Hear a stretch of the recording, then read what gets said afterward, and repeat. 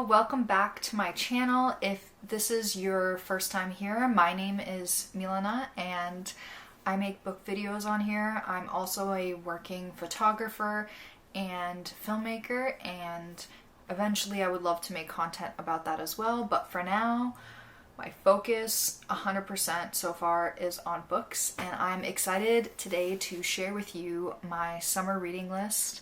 I'm very excited to get to all of these. I picked 10 in total. I didn't want to go too overboard because I'm very much a mood reader in the summer. Actually, I'm a mood reader in general, but in the summer, the heat really makes me indecisive. So I've just picked 10 for now. So starting off, very strong, we have Swimming in the Dark by Tomas Jodorowsky, I believe. And this is a quintessential summer reading combo. We are following a university student at a summer agricultural camp where he falls in love with another boy there. However, their political differences end up tearing them apart during the decline of communism in 1980s Poland. It sounds like a beautiful read, and I'm so excited to cry by the pool while reading this. Also, look at how beautiful this cover is. It is absolutely stunning. Then I picked out My Brilliant Friend by Elena Ferrante. This is actually the first of 4 books. It is a quartet called the Neapolitan Quartet. One of the things that really intrigues me about Elena Ferrante is that that is actually just a pen name for her. She is completely anonymous as an author, which is very intriguing. I have wanted to read from her for a while. I actually own all 4 books in this quartet, as well as another small novel by her. I purchased all of them last year, and I had actually read 50 pages of this, but however, I just wasn't in the right headspace to read it, so I'm very excited to get to it this year.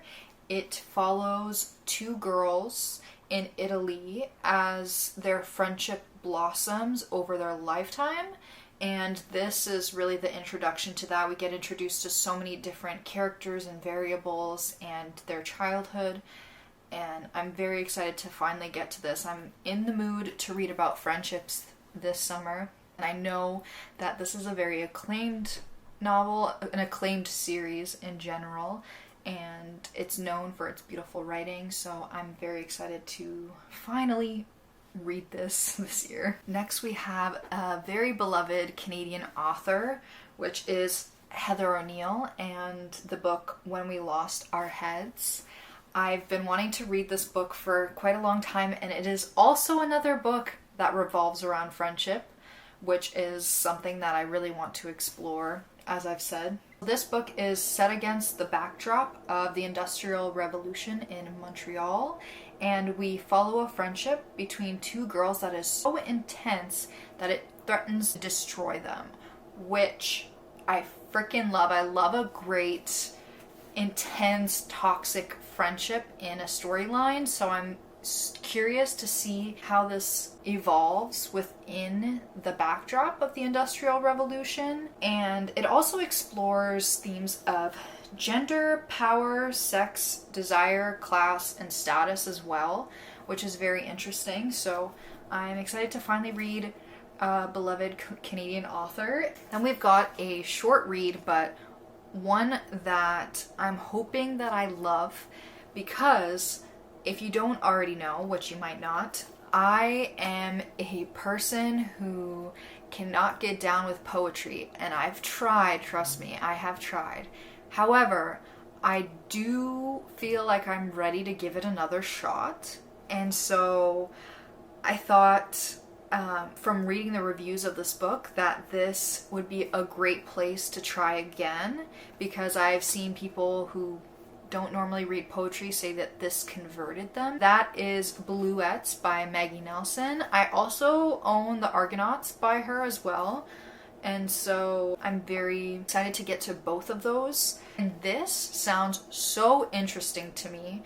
It is a lyrical and philosophical exploration of suffering through the color blue, which is my favorite color as well, and so I'm so curious to see how she incorporates the color blue and writes about it and explores all these different themes through a color. Like, that just sounds so experimental and so interesting and intriguing to me. So, Bluettes by Maggie Nelson, and look at how stunning this cover is. It is so beautiful. So, I'm still in this book lovers Emily Henry mood because I had just read that recently, so I decided to pick up 7 Days in June by Tia Williams, which also is a romance that follows people in the literary world. We're following Eva and Shane as they meet at a literary event in New York. Eva is a single mom and a best-selling writer of erotic novels, and Shane is a literary writer. And what we learn is that 20 years ago, when they were teenagers, they had a romance, and it lasted about a week, and throughout the novel more things are revealed about their time together and what that had meant to them. Another element of this that I'm very excited about is that it involves them writing messages to each other in their novels, which is so cute and so fun. And I love fun, different elements like that in a romance novel for the summertime. However, this book also examines Black life, womanhood, and the consequences of motherlessness, which is very intriguing as well. I love a romance that dives deeper into different themes as well. And so this is pretty much a perfect romance, summer romance for me. Next we have a quintessential cool girl summer book author, and I'm ashamed to say that this is my first time reading from them, and I'm curious to see how I'm gonna like their writing. This is 1 out of 3 books that I own by them, and that is Joan Didion and the book The White Album. I own A Year of Magical Thinking and Blue Nights by her as well, but both deal with grief, and I am not in the mental health space to read about grief at all, so hopefully one day I will be able to get to those. However, this is a series of essays, and I'm very excited to explore them. The White Album is an examination of the aftermaths of the 1960s and include different essays ranging from Manson, the Black Panthers, to shopping malls, which is kind of all over the place, but very interesting. So we're following a lot of different historical and pop culture moments through the 1960s through her lens, which I'm excited to read from. I'm curious to see what her writing style is and what all the fuss is about. Then another moment of shame, because I have never read a Jane Austen novel, and I own 4, but I haven't gotten to them ever and haven't really been in the exact mood to read them. I haven't been particularly motivated, and I wanted to make sure when I'm reading them that I'm in the mood, you know? So, Pride and Prejudice by Jane Austen. I primarily picked this one as my first Jane Austen because I really want to watch the 2005 adaptation again. I watched it when I was a kid and I was in love with Mr. Darcy, and I was just obsessed with the whole movie. I thought it was so romantic. So I want to rewatch it as an adult. I haven't seen it as an adult, and I thought what better way to introduce myself to Jane Austen than by reading this book and then watching the movie after. And then we have my book club pick for July in the book club I host over on Fable, and that is Franny and Zoe by J.D. Salinger. And this was actually a recommendation by my friend Gab. I don't know if she watches this, but thank you, Gab, for this recommendation quite a long time ago. I think this is one of her favorite novels ever, and it just sounded like the perfect summer read. We're following 2 short stories about 2 sisters and just their coming of age into adulthood and the distraught mindsets of young people and two sisters, and I'm very excited to read this. I've heard it has a good amount of humor in it as well, which I love in a summer novel, especially when it comes to any sort of coming of age stuff. So yeah, Franny and Zooey, and it's quite a short read, and this one I got thrifted. I thrift most of my books, but this one is so old. It smells so good. Then we've got a book that's on so many best summer reads of all time and just best books of all time lists that I've seen online.